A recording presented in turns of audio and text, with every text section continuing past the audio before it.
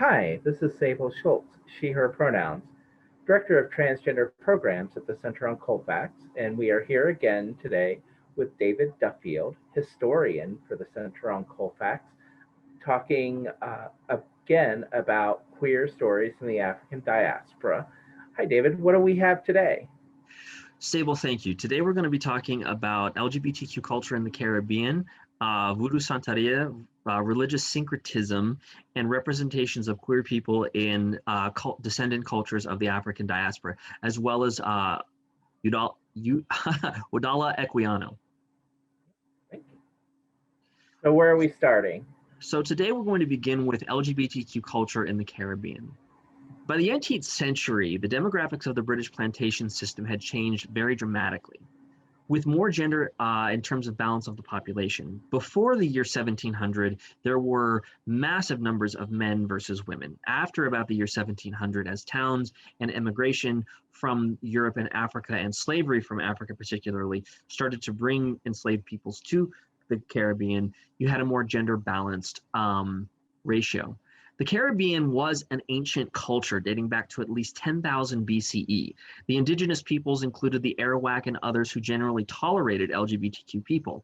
And while there were LGBTQ deities amongst the Arawak and the indigenous Caribbean peoples, along the three major island groups, including the Antilles and the Greater Antilles and so on and so forth, you generally found that the indigenous peoples were not necessarily wiped out, as has previously been stated in history, but interbred with others. So one study of Puerto Rico, for instance, looked at the indigenous peoples and looked at the representation in the genome of present-day Puerto Ricans, and found that something like 70% of people living in Puerto Rico today have Afro and indigenous Caribbean ancestors.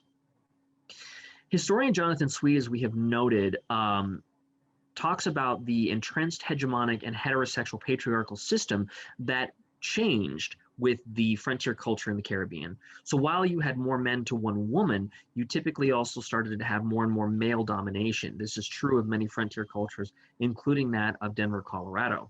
So the construction of masculinity in these cultures is different than it is in more gender balanced ratios. It tends to be a much harsher, more visceral, more patriarchal masculinity. So you also start to see a lot of, I wouldn't say persecution of LGBTQ people or gay men, but you see a lot of the acceptance of it. It's kind of a hush hush don't tell sort of thing. So Sweet notes that during the 400-year history of the African slave trade, nearly 5 million African souls were dispersed throughout the Americas and Europe, as well as through the Caribbean. And 9 out of 10 people until about the year 1750 going to the Caribbean were from Africa, meaning that they were enslaved and owned by someone else. It suggests that many spiritual forms of West African traditions created a social and political space for homosexuality. This also suggests that the cultural and religious traditions seen in Vodou or Santeria suggest that the deities represented a cosmological view of the role of homosexuality in gender-diverse peoples. So, for example, in Haitian Vodou, a large number of deities, or so-called Iwa, are associated with trans and same-sex interactions. Next slide, please. And thanks for, perfect. Actually, go to the next slide and then we'll go back. It suggests that the deities represented a cosmological view. However, what ends up happening is you have deities like Giri Nebo, a spirit who cares for those who die young, is sometimes shown as a drag queen that inspires lascivious sexuality, especially in lesbian and transgender loving women. Giri Nebo has parents named Baron Samedi and Maman Brigitte, while Baron Semendi is depicted as bisexual or trans. He wears a top hat, or they wear a top hat and a frock coat with women's skirts and shoes. In addition, Baron Lundy and Baron Limba, who are lovers, teach homoerotic nude wrestling at their school. I found that fact particularly interesting. Baron Wawa, who manifests in a childlike aspect, has been called the baron most associated with homosexuality. Erzulie, an Iwa associated with love, sensuality, and beauty, manifest transgender or Amazonian traits. While she or they inhabit a man's body, this can manifest in transgender or homoerotic behavior or lesbianism in women. So essentially, from a cosmological, mythological view, these folks are identifying human behaviors, and with the representation in their cosmology, in their religion, they can say, I understand why that is. Erzulie Frida is seen also as a protector of gay men, and Erzulie Dantor for lesbians. And yet there are only, if you go back one slide, and perfect. The strange thing about the Caribbean is that between the years 1500 and about 1750, there are only a handful of cases of men being arrested for sodomy. One of the few cases we can find occurs in Jamaica between 1678 and 1680. One Francis Dilley was executed in Jamaica for being the ringleader of a group of sodomites, though 3 others who were younger than him were pardoned. Thomas Waldock, an 18th century British poet, wrote a poem noting sodomy flourished in Barbados and Jamaica, as much as also noted by the travel writers of the time, and again in the 18th century. So during the 17th and 18th century, people are seeing widespread homosexuality in the islands and its acceptance. In writing to her cousin, one John Winthrop Jr., Madam Marguerite Heathcote commented in 1655, quote, "And truly, sir, I am not so much in love with any as to go much abroad. They all be in the company of sodomites that live here." Historian Charles Clifton writes that in order to understand queer histories, one should reread slave narratives, such as the narrative of the interesting life of Alluda Equiano, and I always get the pronunciation of his name wrong. However, for example, when we're reading Equiano's life story, which we'll get to in just a few minutes, what we have to understand is that he ends up he comes from West Africa and was likely writing about his experiences there. But going back to the colonial project, while the plantation system was widespread and allowed more privacy, and men greatly outnumbered women, and the travel writers talk about this as well as the execution of crimes against nature, by comparison, when you look at cities and states and colonies just next door in terms of America and the French and the Spanish colonies in Mexico, the ratio of crimes of people persecuted for sodomy is really high. Something like during the Spanish Inquisition, 1/3 of all people in Mexico tried or burned at the stake were people who were convicted of same-sex relations. That is on order of about at least 133 to 500, depending upon which records and sources you look at. But think about that. At the same time, at the same place, just next door across the Caribbean, you have an extremely harsh religious tradition going on with the Spanish Inquisition and cultural and in some ways a post-conquest and post-apocalyptic world in the Nahuatl and Central Mexican societies, yes? At the same time, you don't have that kind of conquest in the Caribbean. What you do have are queer people standing up. Unfortunately, we won't really talk about the Maroons, but the Maroons were a group of people who in Old English were anyone who was caught running away. There were so many Maroon rebellions, particularly in Jamaica between the 16th and 17th centuries, that they actually formed their own autonomous state, a few towns on the southwestern coast in the Blue Mountains. And they got treaty stipulations from the British colonial government. But rebellions of slaves and enslaved peoples occur so frequently throughout the colonial project that it becomes a major fear. And as time goes on, the laws become more restrictive. And yet, ironically, or at least coincidentally or strangely enough, you don't see the same kinds of persecutions of sodomy, probably as a form of utility. There may simply not have been the kinds of resources you had for persecuting people for same-sex relations as you had with other structures of religious, of legal systems in Mexico, for instance. So while you had the Spanish Inquisition in Mexico, you did not necessarily have the Spanish Inquisition in the Caribbean or the colonial projects. You had the colonial administrators. So the ethos of the time was for work. Later in America, as we've discussed, it would be for procreation and slavery being propagated through Black women's bodies. But in this particular instance, as long as one had a job, one was useful, one was probably not going to be busted for having a same-sex relation. All right, let's go ahead and go to the next slide. And the next one. And then we come to the story of Alluda Equiano. So Equiano, I'm just going to try not to pronounce the first name anymore. Equiano was born in 1745, and he is known through his book called The Interesting Life of Alluda Equiano, which describes him growing up in the area of Nigeria and being taken to the West Indies and arriving in America. In 1999, historians found 2 articles which question his birth and suggest that instead, the first part of his book, which was written in 1795 or 1790 after he had moved to Great Britain, was likely actually talking about the journey and stories of captives along his way. It suggests that it was actually based upon the slaves that he encountered when he arrived in Virginia. After his purchase by Lieutenant Michael Henry Pascal, Equiano traveled all over the British Empire, and he encountered many people on his journeys. He was probably a teenager, 13 or 14 years old, when he was taken aboard these British ships in the mid-Atlantic. And he writes in his book that he encountered a boy about 5 years older named Richard Baker, the one referred to in the passage that he describes as he loved. Equiano writes, quote, "Soon after I went on board, he showed me a great deal of partiality and attention, and in return, I grew extremely fond of him." Interestingly, Abigail Mott, an abolitionist, republished the account of Equiano's story in 1829 and reduced and edited the parts about the relationship to a friendship in which Baker only helped Equiano learn English, as she was trying to make the piece appropriate for children. So that's an example of queer erasure or homosocial erasure. There was clearly something she thought that was wrong, which shouldn't be appropriate for children, which is another clue that we have about her interpretation of his journey.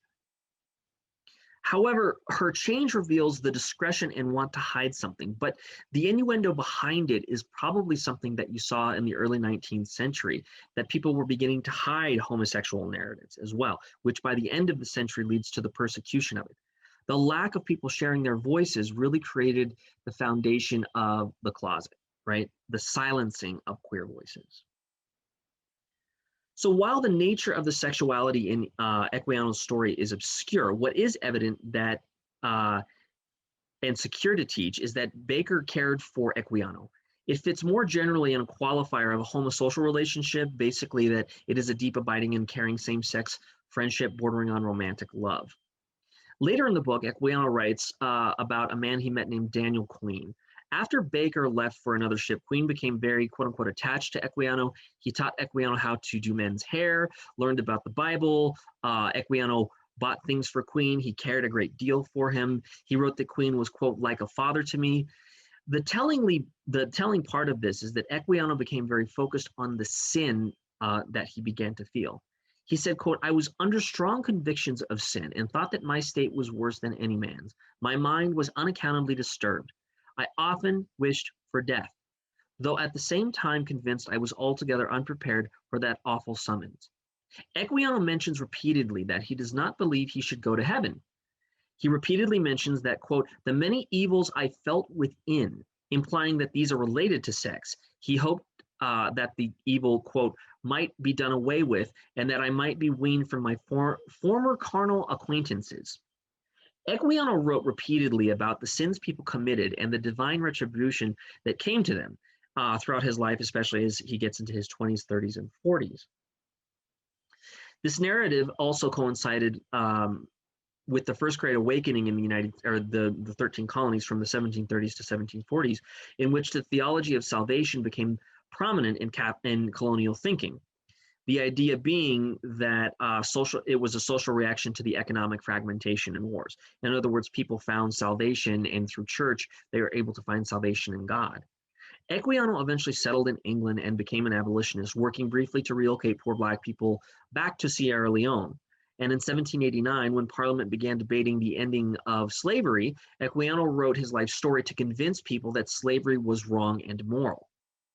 He married on April 7th, 1792, making him roughly 50 years old. He had 2 daughters, and his wife died shortly after, I think within 4 years of their marriage. And then Equiano died shortly thereafter as well, leaving his daughters Anne-Marie and Joanna orphaned. Unfortunately, Anne-Marie died a few months later, and Equiano died in 1797. Joanne, I haven't found any other information on her. However, his books never mention relationships with women. He never talks about a girlfriend. He only talks about his journey. Though still speculative, the journey that Equiano talks about reveals several important facts. One, that there were same-sex interracial relations going on between white men and black men, right? African men of European and African descent. Now that sets a fundamental power dynamic, whether or not those were equal, whether or not they were on any sort of loving amorous terms. There is certainly a fundamental power dynamic because Black people's bodies were controlled by white people. But it also reveals an interesting perception. It reveals an area of homosexuality that we could look at for further research, looking at the same-sex relations between men in the Caribbean, particularly between the enslaved and the oppressor. It also suggests that this was widespread. There are accounts from Haiti in the 1680s and in the plantations of southeastern Cuba, where there are widespread references to men who cross-dressed for the purposes of others, for attracting same-sex lovers. There are men who did performative gender nonconformity for sex and sex work.